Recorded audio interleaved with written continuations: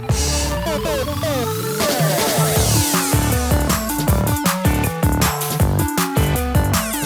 right, everybody, welcome back to Kado Games. We are talking about all kinds of fun stuff. The mics are hot, and it is a great day. I'm here with my friend Markovictory on X, better known Sasha. How are you doing today? Splendid, but I'm doing even better now that we're sitting here and going to hang out and talk about some games. I'm keen to get into it. I know, right? So tell everyone a little bit about yourself, your history with gaming, just in case they don't know who you are and what you do. Wow. Okay. So to give a little snapshot of it, I've pretty much been playing card games my entire life since I was like a little kid, like, 7 and above. Started competing as soon as I finished high school type thing. Played in the Pro Tour many, many times and across many different games. I played in the world stage, I played on the national stage. And then at some point I decided to into designing the games.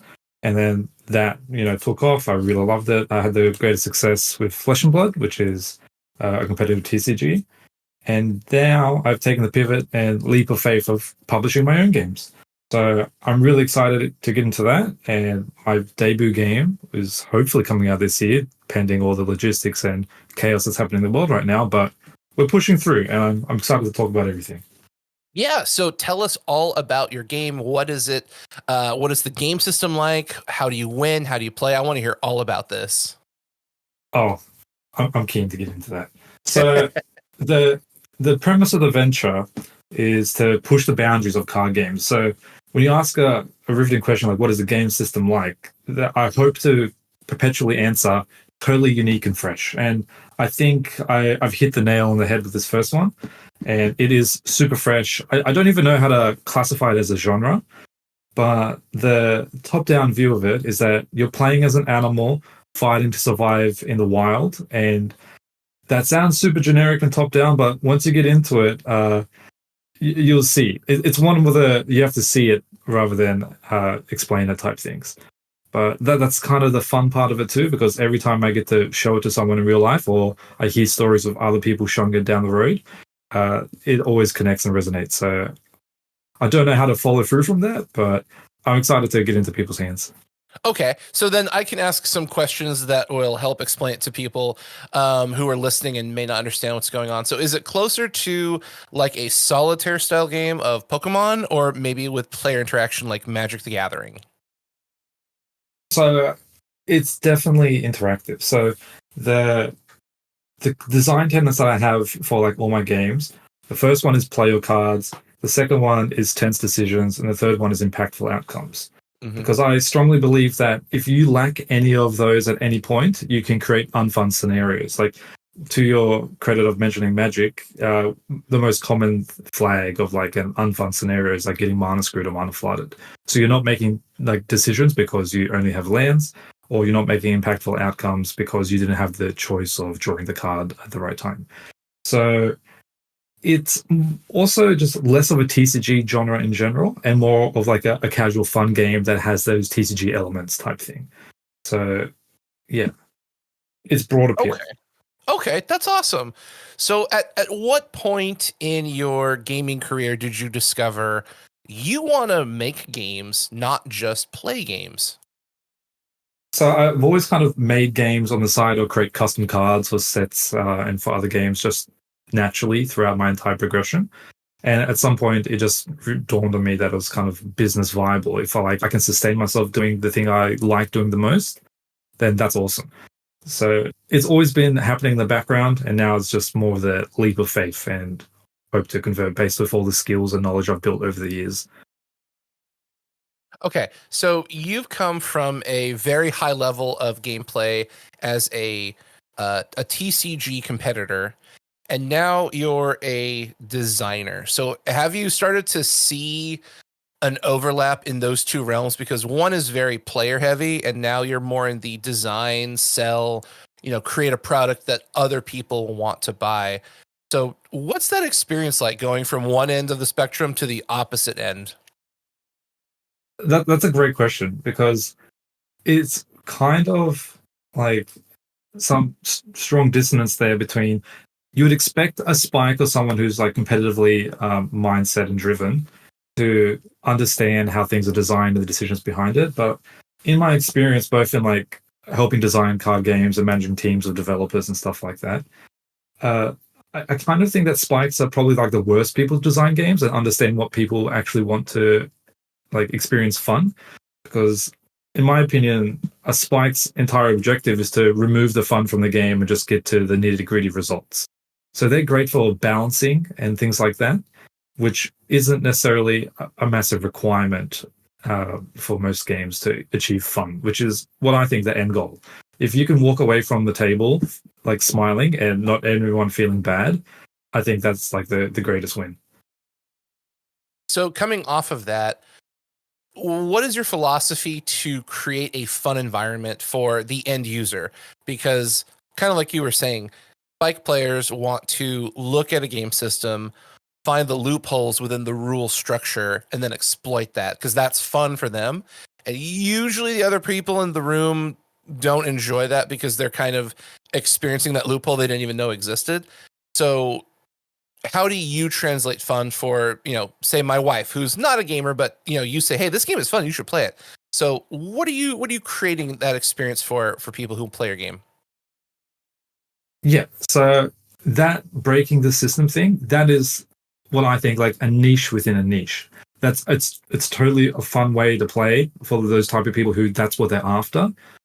But what I'm trying to do is bring as much joy to as many people as possible with a broad appeal game with kind of a theme that no one can be upset about or reject. It's like cute animals in the forest. You can play it whenever with whoever. So yeah, it's more about understanding who you want to target and who you want to like make happy, and then building the game around them. So like I 100% will like it's no doubt in my mind create a game for those people who want to break systems and stuff, but it would be marketed or geared towards people who actually enjoy that and put them in those circles in those groups rather than for everybody. So that will probably happen further down the line, but to start I want to kind of share the message with as many people as possible. Okay. Now, talking a little bit about game design, there's the top-down design and then there's the bottom-up design. So top-down, you're working with themes primarily, and then you create mechanics and add that into the game. And then bottom-up, you start with mechanics and then you discover the theme. So this game that you're working on that's going to market this year, hopefully, where did you start? Were you top-down or were you bottom-up? I love that question. Because top-down, in theory, should be easier. And it is, but it's harder to get what I think is a quality or unique system. So everything I do is bottom up. I just work with, the boring stuff no one wants to see behind the scenes, the blueprints, the maths, the yada yada. And then I try to see which systems resonate and layer a theme on top of that. And once you do that, some things kind of click where you might top down design little elements, but I would never really want to top down design like the underlying system in principle. I try to find the system, the little things that click and work together, and then see how it can be melded and not force that too. Like it'll be kind of weird to have like a cozy push your luck game and then just have like, blood and guts and gore on the art and stuff like that. It just wouldn't really, yeah. So it's bitter with the better. So top down has its perks, bottom up has its perks. I just think you need to do them in the right places. Right. And I think it's interesting because the way a person designs a game can also help you understand the experience you're going to have. So it's not uncommon for a lot of developers and designers who are top down heavy to just naturally have holes in their games that weren't intended, or, people like us who are able to look at a system and go, I can see some cracks in the dam. Well, maybe that was not a part of the design process because the theme was so prominent with, focusing on fun and pulling people in by the artwork and stuff like that. And seeing other designers focus on bottom up where the mechanics are really, really strong. And, maybe the theme's not as good, but the game structure, the skeleton is really, really well balanced. It's really well reinforced. And you're going to have a great experience. And the theme just helps add flavor. It's like salt and pepper, but the Mm. real thing you're shooting for is the eggs. You want that protein. You want that nice, rich, hefty experience. So, uh, you know, I think that's a good thing to know what you're getting into when you can talk to a designer and find out how they parse data when designing their own games. Yeah, like you hit the nail on the head. I would say why stop at eggs? Let's go for steak for the salt and pepper. Mm, But yeah, 100% resonant. okay. So, at what point did you decide I'm going to have the theme be about animals? Was it like something you had initially designed when you began, or did it kind of come along as you were building that game system and you realized, oh, this would work perfectly with animals? Uh, Honestly, I don't know. Like at some point, you throw enough spaghetti at the wall, and some things just stick. Like it's never necessarily driven by my personal preference or I'm hardline. Okay, this animals fit this mechanics and stuff perfectly.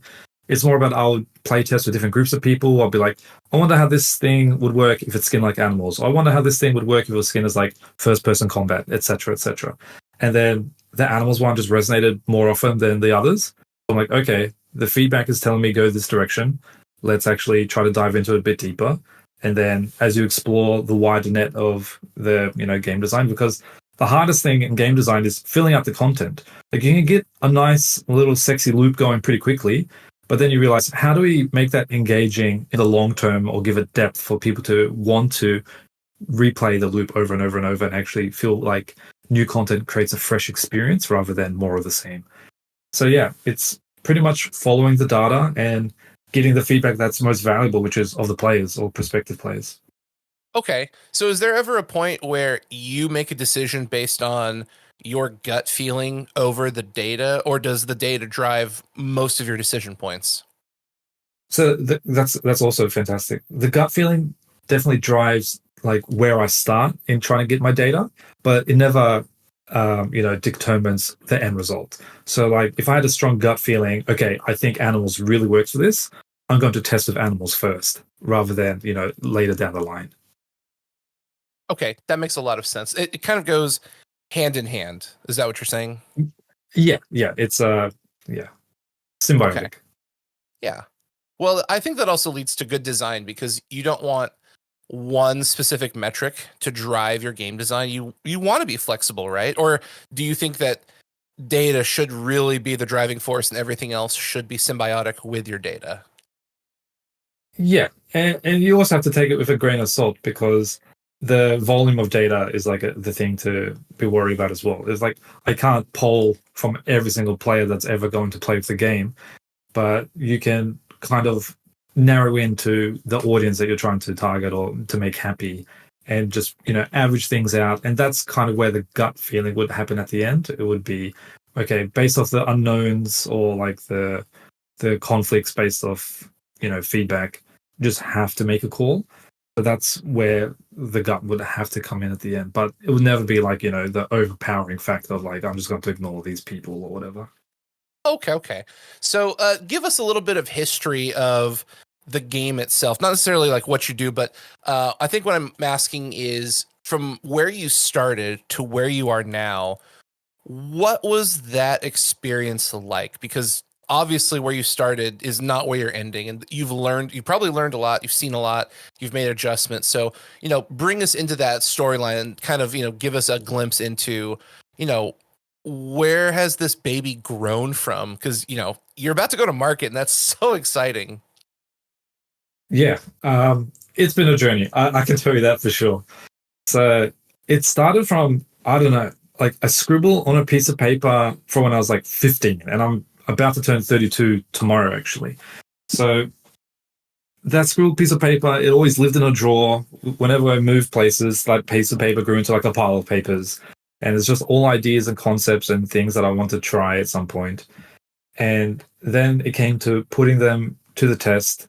I left my previous role, and then I had this like world of time ahead of me and the resources to actually take it seriously. And you just, like I said earlier, throw spaghetti against the wall. You see what sticks, and just I luckily had like a backlog of ideas. I think in that 2 or 3 month experimentation period, I created like 150 games or something like that. And then I had to go through the process of playtesting and validating. And not only that, it's just improving my understanding of how games function and how players kind of experience fun and what is fun in principle. And that was just a nose to the grindstone, constant learning, reiteration, everything. And like, I think in order to be innovative, you have to imitate just to understand exactly why things operate. Like, create bad games, create copies of popular games or existing games like Magic, try to tweak them. Like the classic adage is like solving the land problem, even though it's not really a problem, it's a feature, in my opinion at least. But it differentiates the games. Like as soon as you take the lands out of Magic the Gathering, it's not Magic the Gathering anymore. You just open up like a whole new can of worms that you might not have anticipated. And that's the fun part because it's constant discovery. Games in general, I think, are incredibly under-engineered, and I'm excited to put my foot on that beach and see what else there is to discover. Let's expand on that a little bit because that's a really interesting take. Why do you feel that games are under-engineered? And to qualify that statement, are you talking about like tabletop specifically, or just games like in general across the board? Yeah, across the board. Like I think loops and engagement is kind of deviated away from, player fun to player engagement, just because of the business metrics driven from all that, like the dopamine loops. And pretty much you've probably seen like any mobile ad game and just how they're just there to like rot your brain and Yeah. just kind of trap you. Yeah. So I think that is like the worst possible direction or trajectory that games could go, where it's just to farm your attention rather than to be this thing that you actually have fond memories of and enjoy and, look back on. So talking about those feedback loops and the dopamine hits, do you think that quantifies fun, or are you looking for more of a player experience through interactivity with another human? So I define fun as an event that you want to relive again. So if I look back at something and I enjoyed it and I want to do it again, I consider that to be like a fun thing. Whether it's fun for all parties, for example, in a competitive game, I won a tournament. That was fun for me because I would love to relive that feeling and experience, but it was a fun for everyone else. Maybe not the same because competitive stuff tends to be pseudo sum zero or close to. Um, so that's what it is to me. I'm definitely guilty of, even by experimentation or just being trapped by, the machine that catches us in that dopamine loop of like, I'll play like some mobile game, an hour passes and I'm like, I really wish that I didn't spend my hour doing that. So I would disqualify that as fun. Yeah.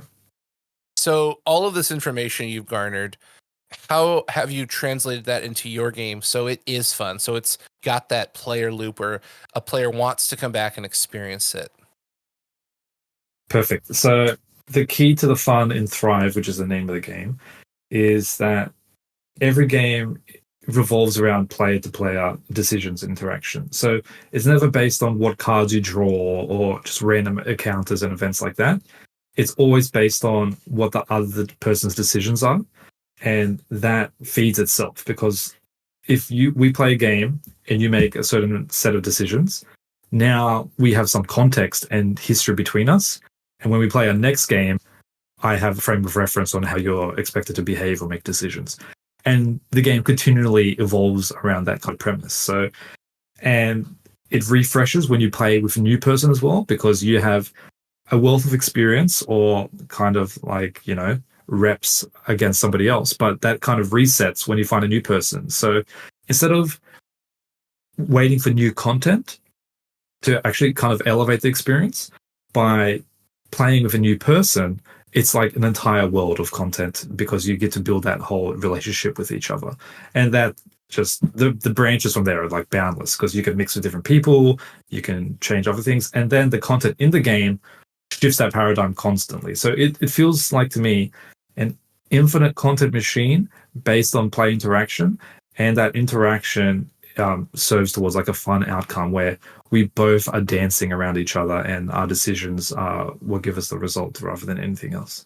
Okay, I'm getting really excited here because I've got a lot of questions based on what you just said. So, first off, Are you saying that this game has basically an infinite amount of decision trees that continue to grow as you play games with the same person? Decision trees. So decision trees is probably not the right way that I'll describe it because Okay. there's only a fixed amount of decisions. Okay. But the reasons why you would enter those paths is what's dynamic. So let's say in a game on the first turn, there's only 6 possible decisions that you can make. But based on our history, you've taken path B 30% of the time. And we evolve around that and dance around that quite a lot. Mhm. And those little, behaviors, they vary and fluctuate over time. And the way that it all marries together is instead of just like, hey, you went left, I went right, and we just kind of navigate that, there's something that I call a global context where that is the catalyst for driving a decision. So let's say for a particular turn, hey, if you go left, you get 1 point, but if you go right, you get 2 points. And okay, so I know that you usually go left here because of some previous setup or other stuff that you've done in the past. Did you set that up this turn or this game? And so forth. So it's a dance between each other. And then there's this spice factor which applies to everybody rather than to personal. So for contrast, what I would say is like kind of, personal context or player driven context is like you drawing cards from your deck has limited the options of what you can do compared to like we're drawing cards from the same deck, but we also can make the same actions. But what actions you take depends on, our history together, your general strategy based on your character or your archetype and play style, and our history together too. So, yeah, it's not necessarily infinite sprawling decision trees, but reasons to, change your decisions. So there is a good reason to have repetition with people, not just because you want to, say get reps in for a tournament, but because there's actual differentiating outcomes based on, like you were saying, I follow a certain percentage of following a path.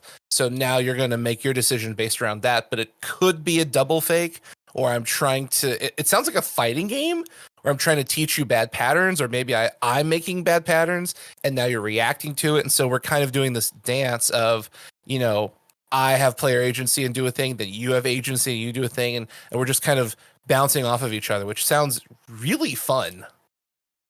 Yeah, I think you hit it nail on the head. But instead of trying to hit each other, we're trying to gather resources in the forest so that our animal can eat food and survive. So whether or not I think you're going to go for a drink at the pond or try to hunt for some acorns or whatever depends on, when the acorns show up, how much food you've already gained. Do you think you've spent your best cards to, collect those resources already? Blah, blah, blah. Fascinating. So, talking about player agency, some games want players to have a lot of control, and some games want players to have minimal control. On that sliding scale, where does your game fall where a player can make impactful decisions, or they're kind of looking for certain patterns to show up with the game itself, and then they can react to what the game is presenting them, if that makes sense? Yeah, kind of. So I would relate it to those 3 main design terms I have, which is play your cards, tense decisions, impactful outcomes. So I think I want to give the player as much control as possible. Because the second that you make a decision that doesn't actually potentially alter the result of the game, I would classify that as not a tense decision and the outcome is not impactful.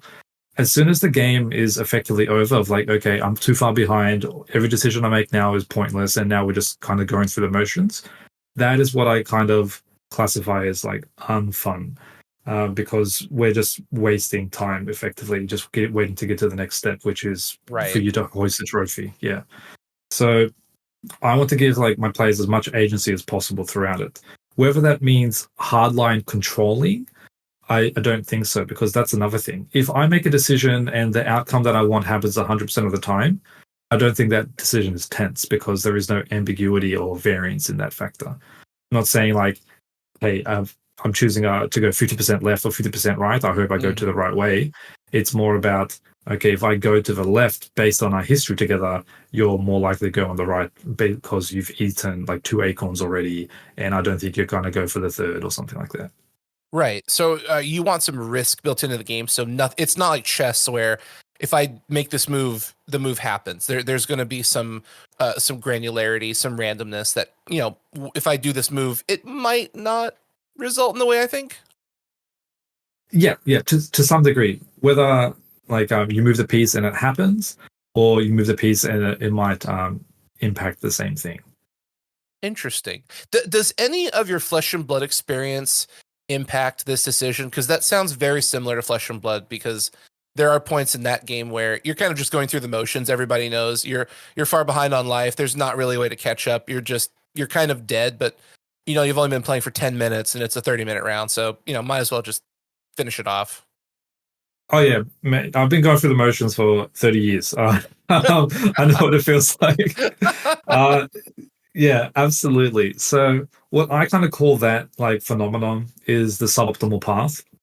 So like in a game like Magic or Flesh and Blood or any um, card game with a randomized deck of cards that you draw from, there is an optimal sequence of cards which will give you the best chance to win, right? And that will almost like never happen to anyone. But the premise is when you're drawing random cards from a deck, you are being given options somewhere among like the myriad of paths and like lines possible, where some hands are better than others, right? And the sequencing of when you draw those hands is better than others as well. So when you shuffle your deck, you have in front of you like one of those paths, and some are better than others. And what I think games try to do is they try to influence your decisions to make your path better than theirs somehow, whether that's through bluffing mechanics or balancing the games. Like, for example, there's only one good card that matters in a matchup, and whether it's in the top half of your deck or bottom half of your deck. That's kind of like what I would describe as a suboptimal path problem, which is what I'm trying to avoid. Because I think, like, based on like the under engineering of games in general, everyone has taken to this default trope of, okay, we have to put cards in a deck and shuffle them together, and then we have to figure out how to like solve the problems, rather than taking a step back and being like, okay, let's see if we change the ecosystem from the start, and then what problems are ahead of us now, that because it's a fresh new world. And that's kind of like the direction that I'm taking it. I'm trying to, bring something fresh and new and different, and then see how to solve those problems while actually, relieving the pain points that the existing systems offer. Okay, that makes a lot of boy. I love your philosophy on games. It makes a lot of sense, but it addresses a lot of problems that I think the average game player vocalizes. So, like, I think Magic is a great example. You were talking about lands. There's a large consensus that the mana system is a problem, and you're right. It is a feature because if you rip that out of Magic the Gathering, you have essentially Hearthstone, because you got to have some way to create a resource.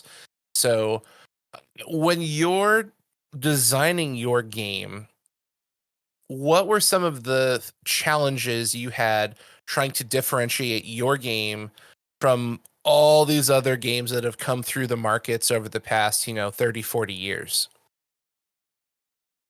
Fantastic.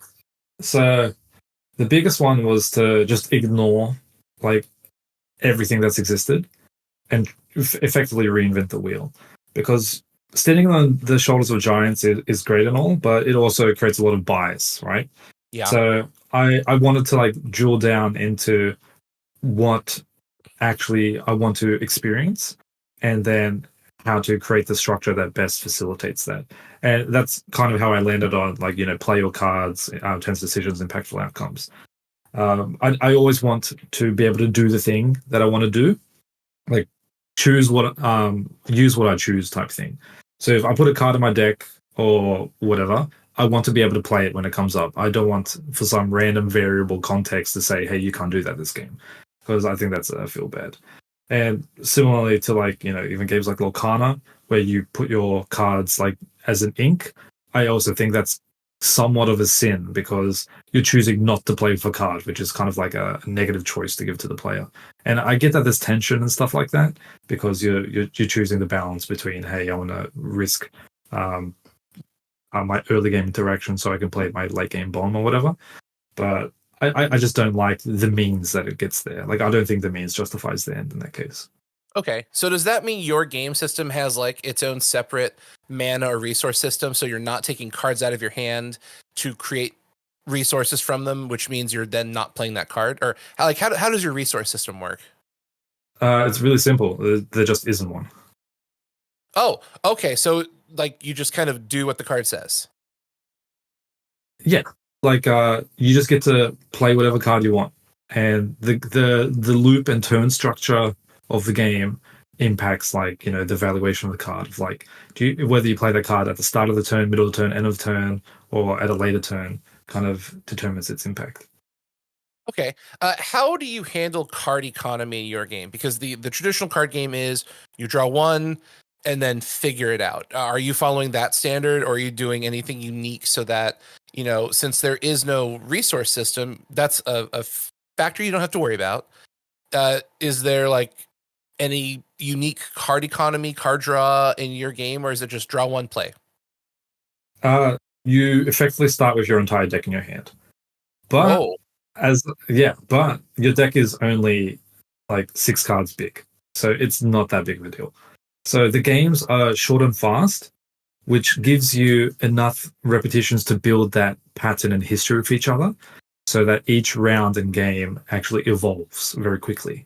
So we play 6 turns, so you play 1 card per turn, and then we've established like a pattern between each other, and then that sets the context for the follow-up round, and you get to play a lot really quickly, which is like another thing that I kind of wanted to address. Like I don't understand why a lot of games have to last like 40 to 60 minutes to achieve like the one outcome, and it pretty much boils down to like one tense moment, like 40 cards down the deck in like a few games.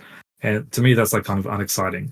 Everything that happened before that was just like setting up the stage, and then the fun thing happens or the exciting thing Right. happens. I'd rather just like have as many moments of that as possible, and then you've built that relationship with that player, and when you come back you're like, oh, I know you're going to go like to the left on the 3rd turn. I'm not going to let you swindle me again. And then it's like playing rock paper scissors and you always choosing paper. I'm like, oh, one day you're going to pick scissors and I'm going to get you. So, how many rounds do you play for the entirety of the game? Because it sounds like there's multiple rounds to determine a winner. It's not just 6 actions and you're done. So because the game is more casual inclined, it's pretty much whenever you want to stop. There are like, in quotes, formats of when there is like a hard stop if you want to like, put it to like a goal or what sense. But I kind of just like encouraging play until you're satisfied. Like, and that's pretty much it. Like, I don't know Okay. why we have to have like a stopper for this stuff. Okay. Do you always play with the same 6 cards, or can you swap them out in between rounds? So you pretty much always play with the 6 cards, but the 6 cards are attached to like a character. So different characters would have different 6 cards and stuff like that. So is there So deck building, or are the 6 cards like if I pick, the squirrel, it's always those same 6 cards, or can you change the 6 cards for the squirrel, for example? those 6 cards are attached to like the squirrel. But if you pick the snake, then I might be less inclined to pick the squirrel. I might pick like a fish or something like that.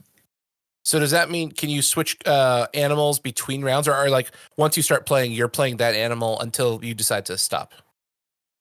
Yeah. So once again, with a whole formats and air quotes type thing, and based on which product you would actually pick up as well, because I'd split the game into like 3 different tiers of product. So there'll be one which would be like a 15-card booster, which would just be like a kind of a more mini head-to-head game. Then there'll be like more of a standard deck of like 70 to 80 cards, which is more of a scenario with only 2 different animals, but it supports up to 4 players. And that one is more about like moving up the ranks. So you have to win 2 times in a row to effectively qualify as the win. And then there's like the massive box with like, tons of animals, and you can mix and match and choose. But the way that it would work is that we play, we choose our animals. The winning animal gets like eliminated from the pool of all animals, and then like that pool of animals dwindles down, and we effectively tunnel into, whatever habitat is remaining, because the environment will change as you play, and it's all happening in concert. It's really hard to explain without like a video in front of you, or Right. like a demo happening as well. I'm kind of grasping the idea, and it's fascinating. Let's talk about the product design. So, is this going to be a board game, a trading card game with random cards and boosters, or like a hybrid of the two? So definitely not random cards and boosters. I'm actually like super anti booster packs in general. I don't really like what they promote, or the purchasing behavior around it. It's really unfortunate that it's kind of the only way to get a repeat purchase of the same product with like a smaller group of people. But that's one of the things that I'm trying to combat at like a larger macro scale in the long term, of like how to kill the booster pack. And I know that's kind of like a sacrilegious thing to say because it's propped up the entire industry. But I think long term, I would like to try to eliminate that as much as possible. So it is more of like a bespoke board game tabletop purchase, but it doesn't really fit the board game genre either, because it still has like the TCG elements to it as well.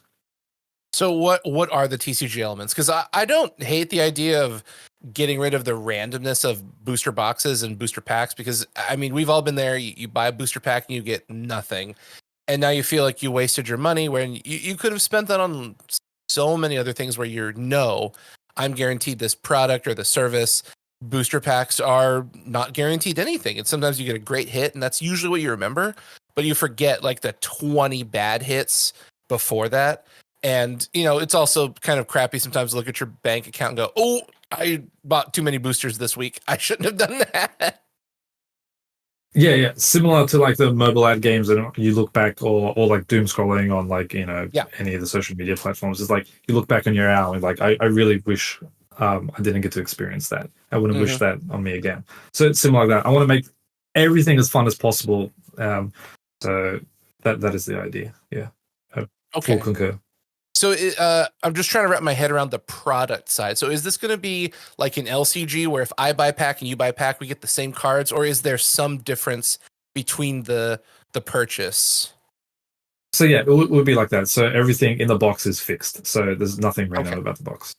Okay. If there were anything random, it might be something like purely aesthetic.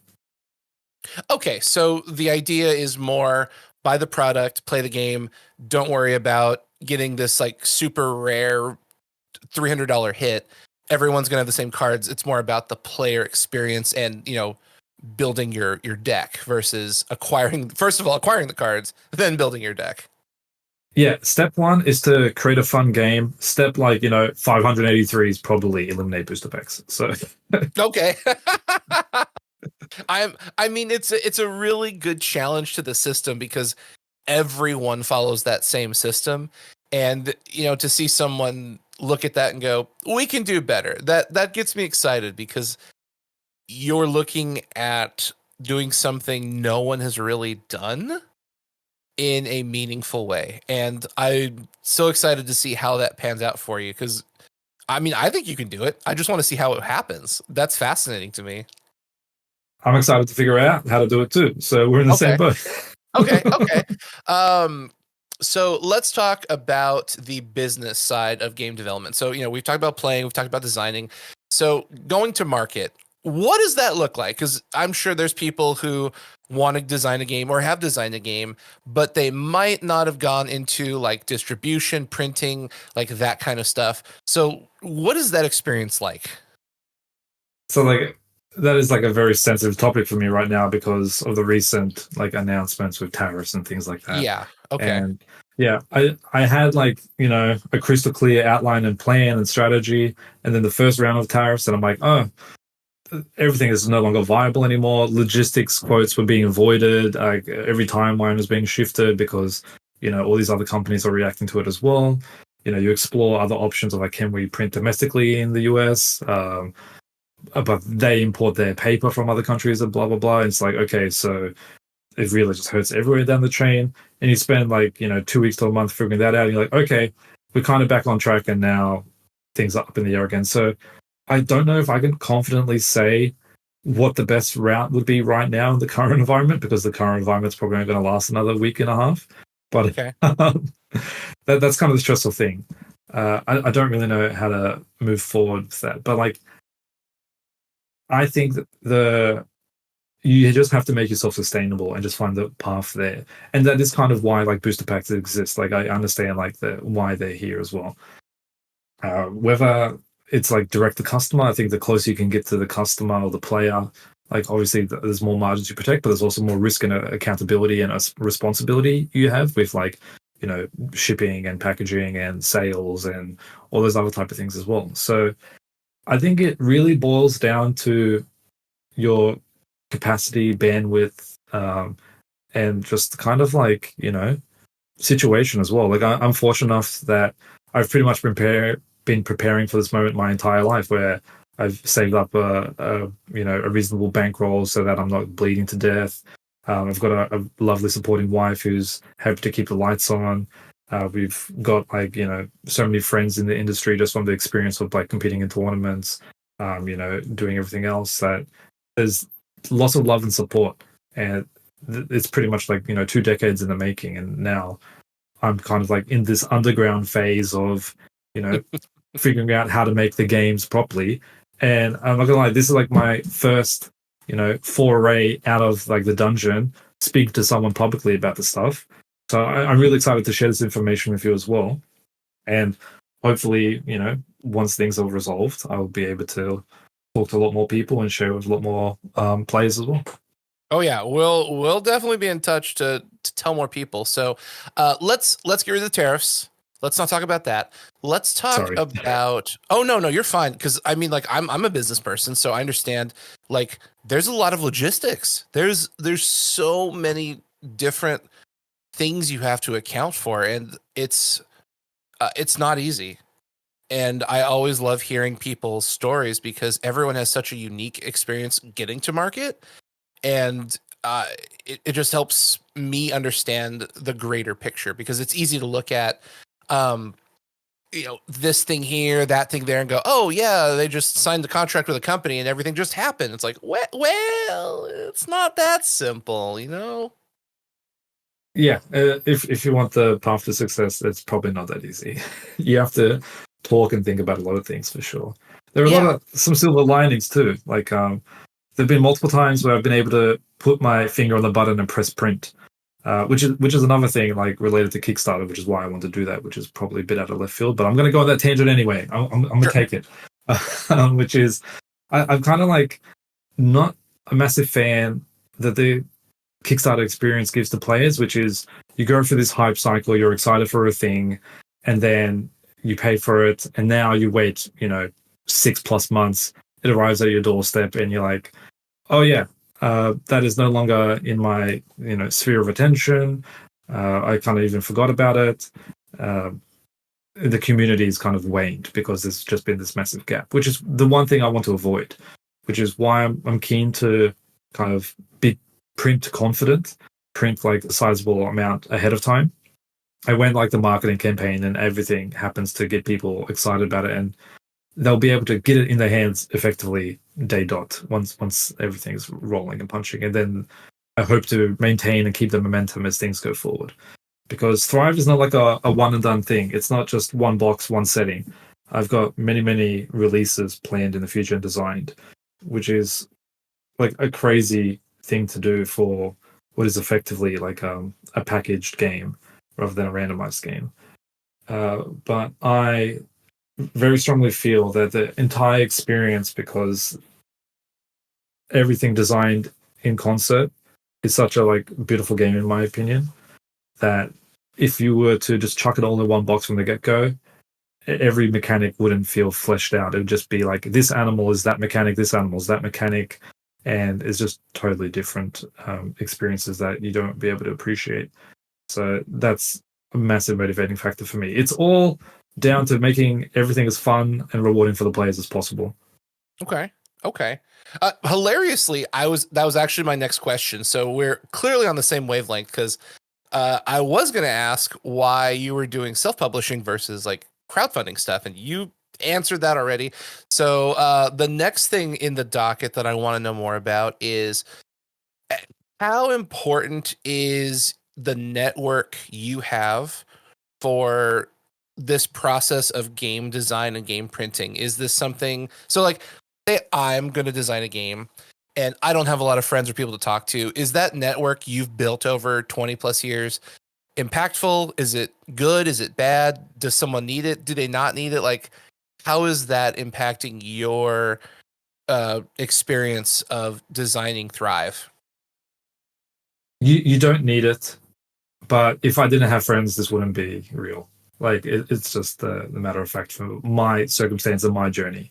So pretty much everywhere that I've made strides in, like connecting to a manufacturer, connecting to people who will help, distribute and release the game, it's all based on like personal connection, which is like a crazy thing. And all of it spans like from the 20-year lifespan. Like I have people involved or planning to be involved in the release of Thrive from when I was like, in my late teens, early 20s.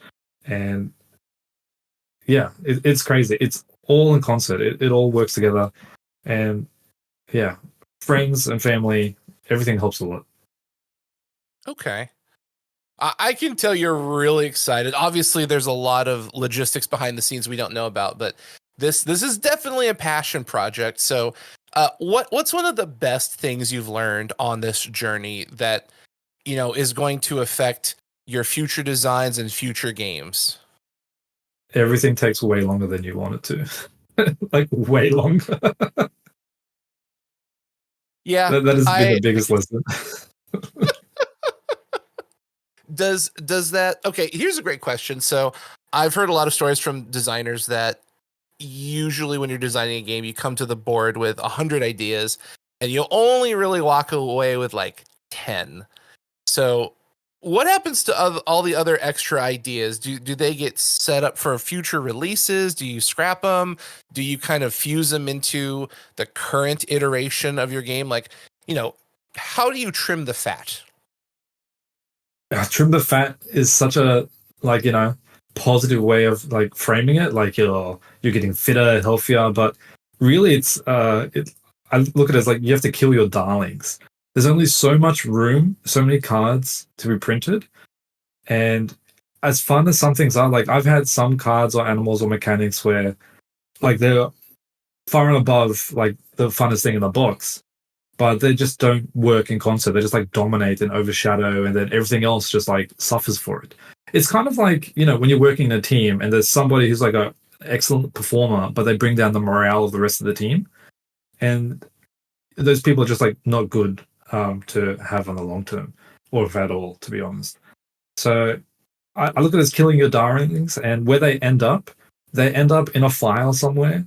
And if they ever need to be reused again or fit somewhere else, and whether it's a different game, that's TBD, because this is just my first one to be released. But I hope to release many, many, many more. Okay. So this is going to be like the springboard for your design careers, basically what you're saying. Yeah. And that's kind of why I wanted to be broad appeal and print confident, because I want to, have the vigor behind me of like, let's print as many units as feasibly possible. And then no matter what, and no matter who I talk to, I think there's a chance that they will enjoy the game. And then, try to convert sales from there. So rather than, you have like a temporary hype cycle of something that is like just for a certain subset of players who, let's say, I've no idea, let's just pick a genre of like, dungeon crawler roguelike players. Yeah. And they only want the most recent one. So you have the short window before the next one comes out, and that takes their attention and so forth. Okay, yeah, that makes sense. Talking about design, so a lot of people think that when someone says, "Oh, hey, we're designing sets 3, 4, 5," and the first set is about to go to market, that's totally insane. But you and I both know it takes a long time to go from the design to the development to then printing. So, like, how long is your design time from there's an idea in my head to, okay, this is probably ready to actually become a reality? Wow. It's crazy because Thrive is like 20 sets ahead in design and development. Wow. Like there are cards from the first set that impact the very last set. and like every tweak or balance change that happens at the start impacts things later on. And for context, Thrive is like what I kind of call expand alone.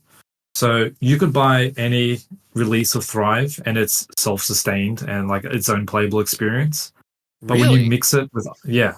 And when you mix it with other releases, it kind of elevates the experience rather than like be additive. So the sum of the parts, weight, or the whole is greater than sum of the parts, whatever the saying is. Yeah. So it's a thing that I worked really, really hard on to actually kind of make that function. And yeah, that's probably been like, a year of my life and just trying to figure that out and get that to work in concert and create, 20 things ahead in the future. Yeah. So what I'm hearing you say is there's not necessarily like power creep, but every set kind of enhances and makes everything else you own more fun. It could open up new paths of replayability. It's not like a trading card game where set 1 is the worst and set 10 is the best out of the 10 sets because you have to, power creep up to make sales. Yeah, exactly. Yeah. And Ooh. I would argue that like when a new like TCG expansion comes out, it's like trying to feel that motive of competitiveness where I'm trying to feel that motive of experience. So each Thrive release isn't the same game reskinned for like a different biome or whatever.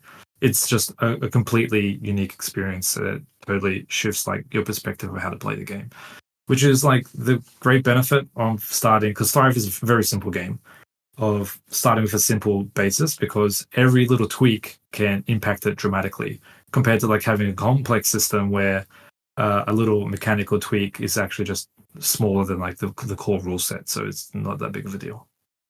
Right. And in the game system of Thrive, are there familiar mechanics from other trading card games? So say, I'm used to trading card games. I haven't seen Thrive yet. If you were to put this game in front of me with the rules and the cards, how easy is it for someone like myself to pick it up? Or is it going to be something very unique and very different? And I'm just going to kind of have to learn from scratch. I can't use like my laurels from trading card games to understand this skeletal system. Oh no, anyone can pick it up. Like the age range is like 5 and above. Like if you can do simple arithmetic, you'll be able to pick it up like very quickly. Oh, that's great. Okay. I ask because hilariously, so my wife is on the exact opposite spectrum as me. So I've been playing games since I was like 6, and she's played nothing.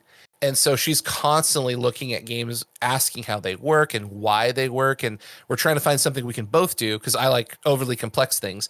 And so I've started to kind of open my eyes to a wider universe of I need to find something that's very new player friendly. And I'm noticing that a lot of game companies are starting to focus on that because there are spouses, partners, people are having kids and they're getting to the age where they can read and do arithmetic.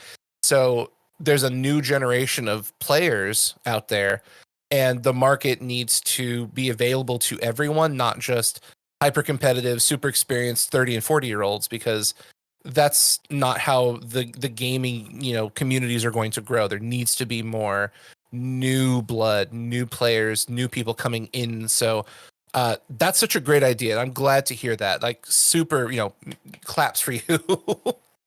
No, claps for it. You have no idea how happy I am to hear you say that, because that is effectively the angle that I want to go super hard on. Like, I want Thrive to connect to effectively what is an aging TCG population. I think like the average age of a TCG competitor is like 30 plus. Yeah. And a lot of us are kind of harder to engage with this hobby, which is very time intensive to actually keep up with metagame, deck build, go to tournaments, all that type of stuff.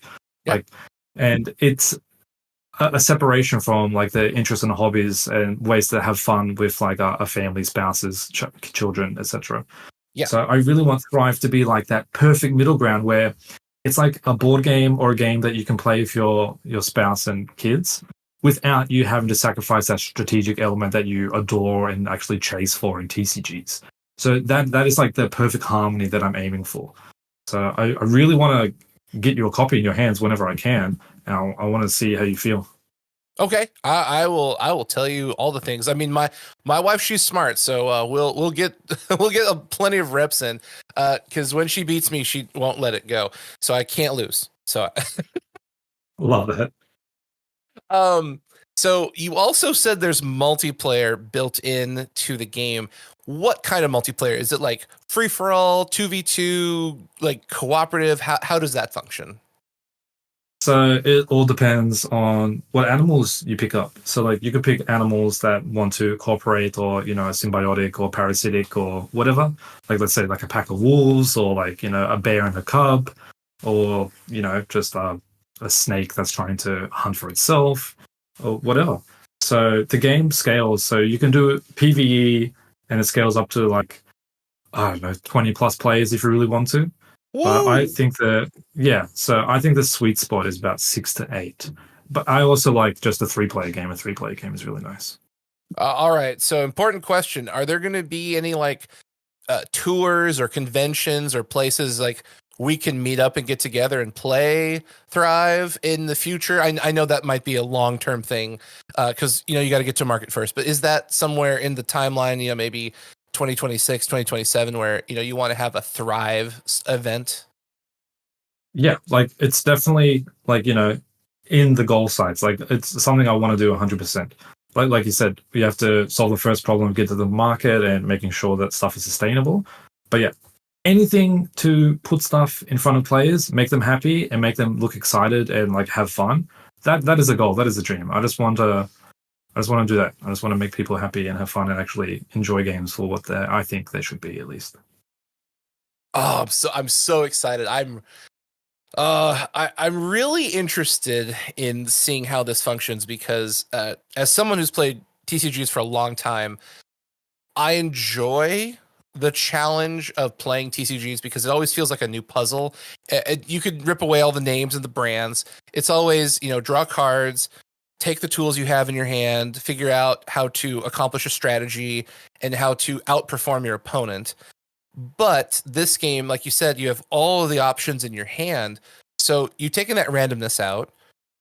Most games have a resource system, so you have to micromanage your strategy versus the resources available. You took that out. So basically, I can do exactly what you said. I can play cards, I can have agency, I can do impactful things, and it's not going to take 40 minutes to get to the payoff. It's not like a reality show of, oh man, I don't know, The Bachelor, The Apprentice, whatever, where, the whole episode's leading up to, oh, these people messed up. And so one of them's going to get kicked off the, like Survivors. You're watching all these Yeah, people struggle. And it's like, all right, just come on, get to it. Let's go. You got to watch commercials. And you're really, really excited about the last 5 minutes. That's what you're there for. that's Everything else is perfect analogy. context. Yeah. Perfect analogy. Thrive is just the Survivor Tribal Council, just like ad infinitum. Like that's what it is. Yeah, and that's what I want because most of the time with streaming, I just fast forward to the back half because I just don't care. I just want to see someone cry and get kicked off. So when you were talking about that, it just kind of scratched the back of my brain like, oh, I don't have to go through the motions to have like a payoff. I just get payoff 6 times. That sounds awesome. Yeah, yeah, perfect in That harmony. that sounds really fun. When you were working on Thrive, was there ever a point in the game design where there was a little bit of a lead up instead of the just straight payoff to the veins kind of thing?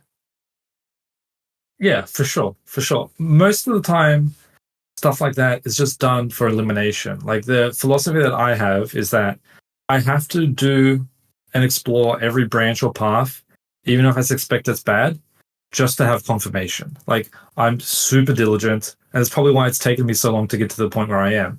But the only way that I can be certain and like confident in like how I communicate and talk about the mechanics and stuff is if I know and have the data to say, hey, that pile of stuff was just straight up trash. Like I don't have to think about it anymore. I've walked down that road, and now we can focus on like the line that we think is better. Okay. But that means you also know what does and doesn't work. You're not guessing and hoping, hey, maybe this will work. You've actively gone down that path and determined, oh no, this is terrible, or oh, this is awesome. And you're confident with moving forward with your designs because of that. Yeah, exactly. Okay.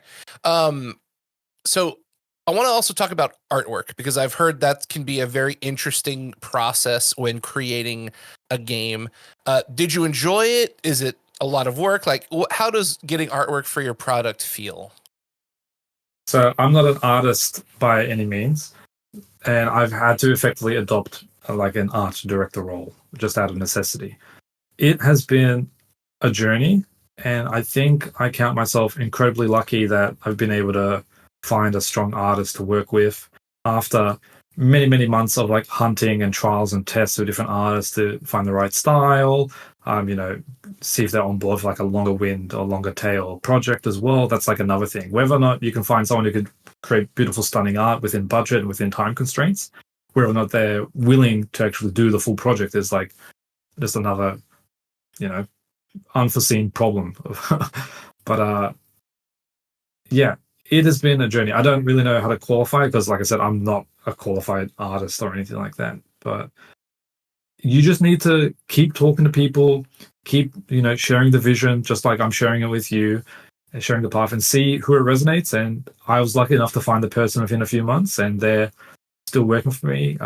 We've been doing the art pipeline straight for almost a year now, and that is the biggest withhold on bandwidth. Like, even though there's like 20 sets designed in like the future, it's going to take a long time to get all that art. And I think there's no doubt in my mind that more artists are going to have to come on board. But in order to do that, we need to, you know, get some revenue through so they can start getting paid and actually make it sustainable for them as well.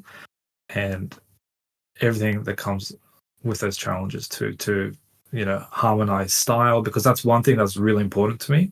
I wanted one artist to do at least the very first release, bespoke everything, just so it's all, you know, homogenous and the same, and it feels like it's in the right world and by the right person. Yeah, Cool that's my idea. pitch. Okay. Yeah. Yeah. Well, I know that artwork, I've heard stories where, you know, artwork was just so difficult or it took forever to find the style. There's always, you know, each part of designing a game has its own challenges. And so I think it's interesting for people who are listening to understand the games they play don't just pop up instantaneously. It takes a long time and a lot of people for these things to come to fruition. And I appreciate so much more. Like I've been talking to designers for maybe 10, 15 years, and I just have so much more appreciation for the work that goes in, because it's easy to, you know, buy a product, rip it open, have fun, and never think about, you know, the struggles, the changes, the determining points, the highs, the lows. You know, I'm just a consumer. I'm enjoying the game and that's it. So, you know, I wanted to showcase you going through this process because it's fun, but it's a lot of work. It is super fun. There's like probably no greater time in my workday than like me getting a ping from the artist with a new piece of art. That's probably like the highlight every single day. Like, I can't imagine anything like, you know, more riveting than seeing the game come to life, and then you can generate a card and you're like, well, let's get this printed locally. I don't care. I just want it in my hands right now. Like, let's see what happens. Okay. Uh, we'll start to wrap this up because we're getting into that hour range, and I've got some dinner dates ready here with my wife. When you're in that mode of designing cards, like you've hit that, you know, I'm going to sit down and work on these cards, and you've got all kinds of ideas flowing. What do you find is the most successful way to get the ideas out of your head into, you know, a piece of paper? Do you write it down? Do you record your voice? Like, how do you translate what's in your head into, you know, a piece of data where you can adjust it and adapt it, if that makes sense? Google Calendar has been like my life saving, like, you know, bed of ideas. So I'll pretty much write it down as text, chuck it in the Google Calendar. I get a reminder in the not so distant future, and then it all gets cataloged and backlogged into like a package for me to actually slap together next time I do enter that, you know, that mind space or that, you know, that desk where it's all cleared and I've just got the day cleared, ready to just develop and design. So Okay. being able to, because you don't turn off. The brain is constantly ticking, at least mine. So like I'll get an idea like middle of the night. I literally have to wake up. I always think to myself, I'll remember this by the morning. It'll be fine. And every time that I fall for that trap, I instantly forget it when I wake up, and I get filled with so much regret because it hurts me that like, okay, this could have been like the unlock for so much more fun for players to enjoy, for to make the game better and so forth. I just have to, have the discipline and willpower to like when inspiration strikes, you capture it and then set it in motion. Like that's why the Google Calendar is so good because it's not lost in a overflowing doc. It actually has like a deadline for me to action it and to put it together. Okay, so you keep yourself honest. Accountable, at least. Yep. That's fair. That's fair. All right. Let's talk a little bit about more Thrive before we get on out of here, because I've got some questions about that. What animals are in the starting product that you're going to release first? So the animals in the first starting product. So we'll have a squirrel, a snake, a fish, kind of like a catfish. We'll have hawks. We'll have bears. We'll have a goose. We'll have an ant queen, and we've got a couple of little surprises as well. Okay. In the design space, did you have a favorite animal that you just either fell in love with, or you had an animal you loved already that you decided to make really cool because you love dogs and that's going to be your thing? It's hard not to love the squirrel because they were the first animal ever created. Okay. But and they're like kind of iconic to like how the game plays. But I like the goose a lot. The goose is probably my favorite animal. Probably across like all 20 sets as well. Like it's probably my favorite. Okay. All right. I'll keep an eye out for the goose then. And when you were building the multiplayer, did you find a threshold where you realized this is like the perfect range, or was the game just designed where any number of people could play comfortably, and over time and playtesting you came to that, I think you said 6 to 8 people is kind of like the really fun range for multiplayer? Did you go into the game design going, I want this to be like a 6 to 8 person game? Yeah, so I went in wanting it to be scalable multiplayer because in essence of, making it fun as possible for everybody, I want no matter how many friends you have at the table, they can sit down and play. And they can join mid game, they can join, whenever. So like I don't want any boundaries or thresholds from that.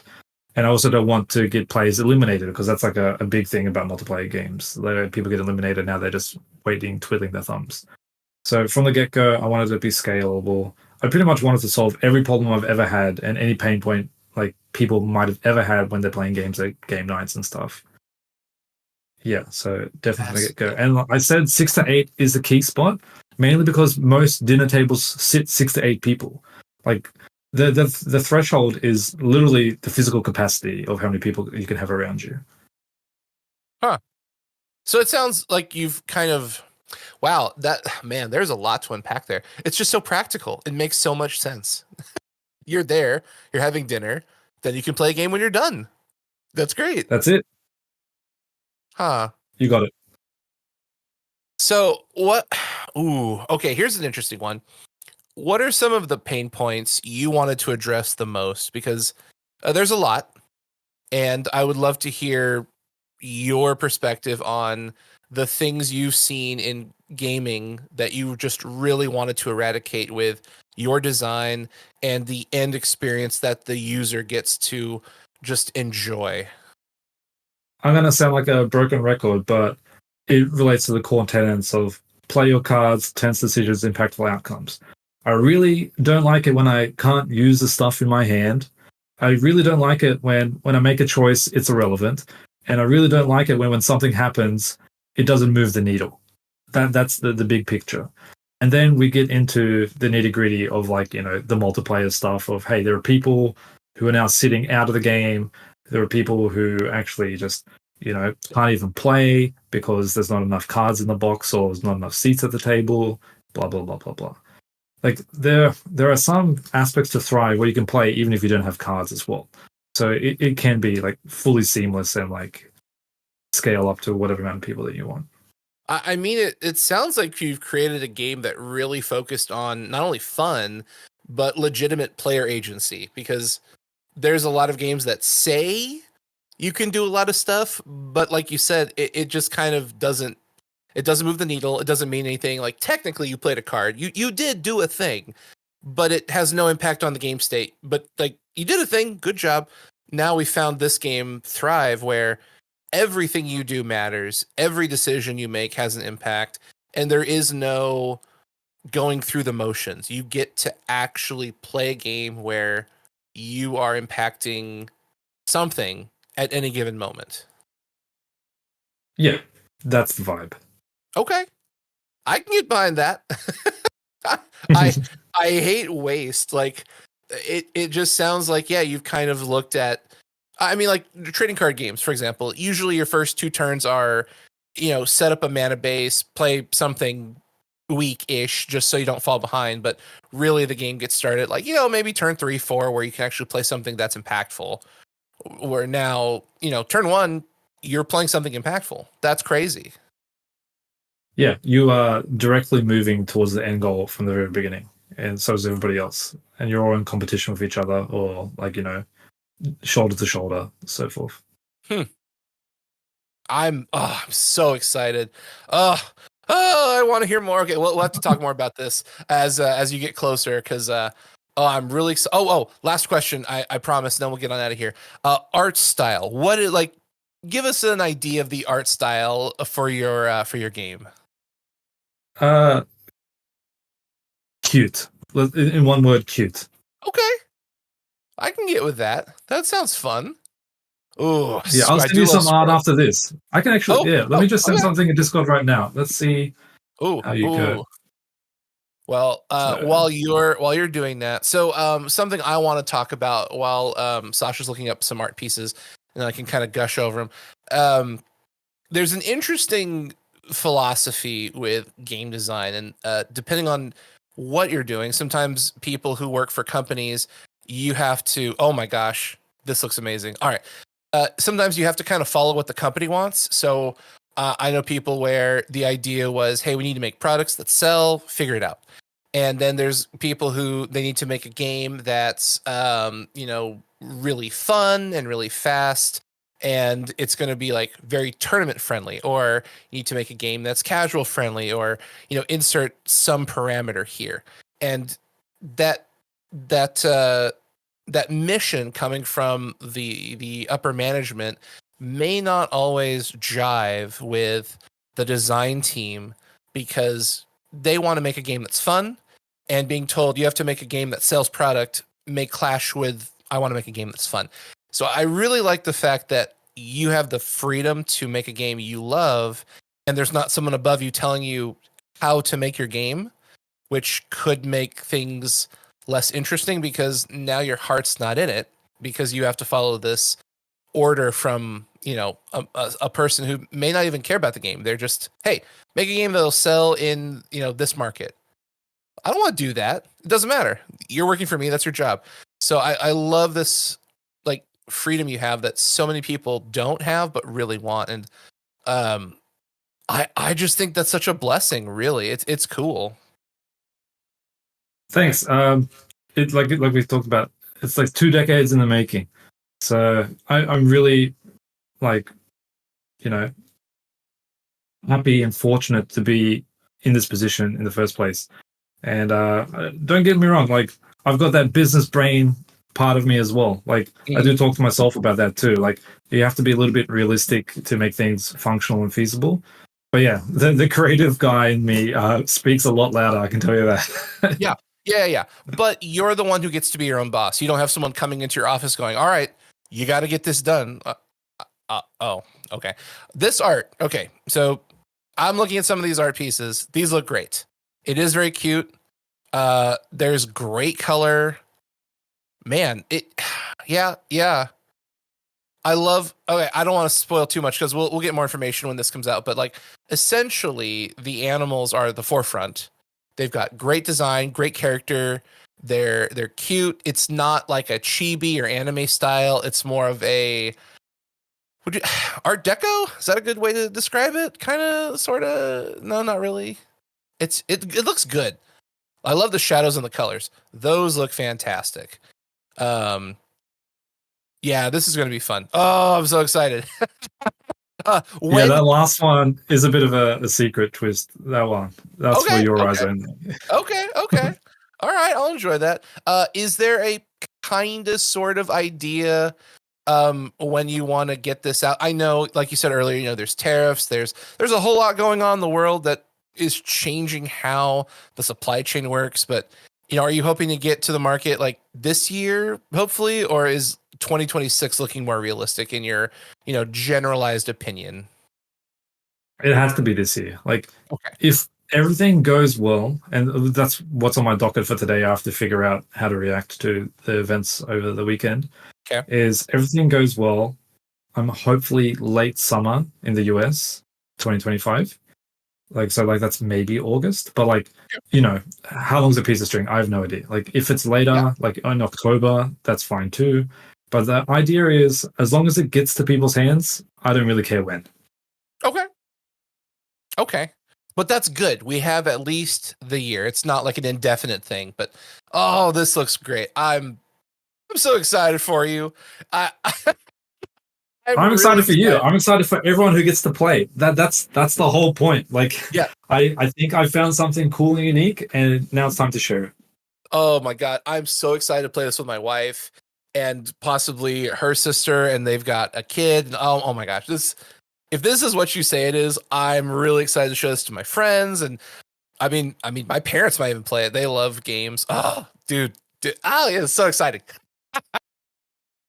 Love it. Oh, yeah. I really think you hit the nail on the head. Like, just to summarize, I'm really, really excited. But uh, all right, one last question, and then I'm really gonna shut up Go for it. because this just kind of hit my brain. Where did this inspiration come from to essentially fight the system? Because no offense to anyone designing games, I know a lot of game designers. They're really cool people. They all follow very similar tropes. And that's not a good or a bad thing, but they usually follow, like, I'm thinking of TCGs specifically. Usually there's a mana system, or usually there's a cost curve, or usually there's randomness in a deck. There's a lot of things that TCGs follow. And if you look at Magic, Yu-Gi-Oh, Pokemon, Lorcana, One Piece, Flesh and Blood, insert a trading card game that you're thinking of right now, it's going to have a very similar bone structure to Magic the Gathering, which was the first trading card game. It's got different pieces, but it's still randomized deck, some sort of resource mana system, and it might have player removal, it might have multiplayer, it might not have multiplayer, and you just decided to show up with this game that says, you know what, we're going to make it fun, we're going to make it impactful, and we're going to make it fast. And that kind of defies the standard. And I would love to hear where you just decided, you know what, forget this. We're going to do this my way.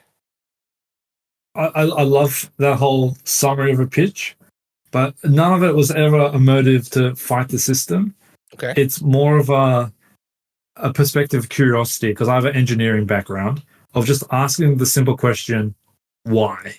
Like, why do things work the way that they are? Have we ever tried something different? If we have, why did it fail? Why did it not succeed into the market? Maybe it succeeded like in the gameplay, but they messed up like putting it to the market. Just very simply, why? And then I've just come to the conclusions that I've come to, and purely based off like the science and data of it, I'm hardlined in this direction. And if I succeed, awesome, great for the players.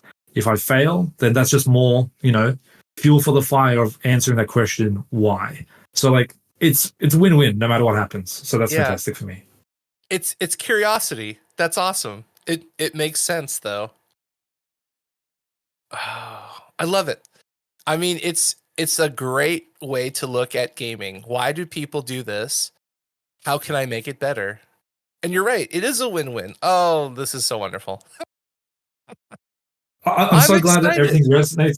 That's awesome. I'm pumped that it resonates with you. I just have one question for you before we sign off. Yeah. What is your favorite animal? Just period. Like, what is your favorite animal? Man, probably panda bears. They're so cuddly. They're cute. But if you mess with them, they'll kill you. Yeah, that's a good one. I love that. Oh, is Panda in the game perchance? Maybe. You've seen in some of the art that I've shared with you, there's something similar to a panda. So Okay. there are like spin-offs of that character as a panda. Sure. Okay. I'll have to try that. Oh, all right. Well, I'm going to shut up. It's been so much fun. We are going to absolutely do this again, probably closer to market. So whenever you get, a little bit closer to launch and release, we can, talk a little bit more about where you are and where things are going. But tell everyone a little bit about yourself, where they can follow you, find your stuff, and, get excited for Thrive, because, oh my gosh, this is going to be a fun game for 2025. Absolutely. And like from the bottom of my heart, thank you for inviting me on. It was like a rogue DM, which I captured. So appreciate that so much. It's been so fun hanging out and talking. So yeah, you can follow me on X at Markovictory. You can join the Thrive waitlist. Like we haven't started a marketing campaign, but if you go to thrive.game, you'll be able to chuck in your email and I'll be able to contact you directly. But for our next time we catch up, we have to have you play the game beforehand. We have to like see if everything's fully realized, whether I'm just like talking out of my butt or like, I want to, get that critical feedback from you as well. So we have to make sure that happens before that chat. We absolutely will. I am ecstatic about this game, especially since you can play quickly and, both of our schedules are very tight. So it's not going to be, sometimes I think about like, tabletop games where it's going to take 3 hours to play a game. I don't have 3 hours to play a game. I got 40 minutes. We can do it in 40 minutes, which is so nice. Yeah, we can make it happen. The stars will align. We'll move mountains. We got this. Okay, absolutely. All right, everybody. We will have all the links to the show notes. Check out thrive.game. Oh my God, so excited. And that is the end of this episode. So definitely go check out Markovictory. Thank you again so much for coming on. This has been a blast. I cannot wait to see what happens and how this game comes out and all the wonderful stories we'll have. But everyone, thanks for listening. We will see you all next time. And here at Kado Games, remember, play games and have fun.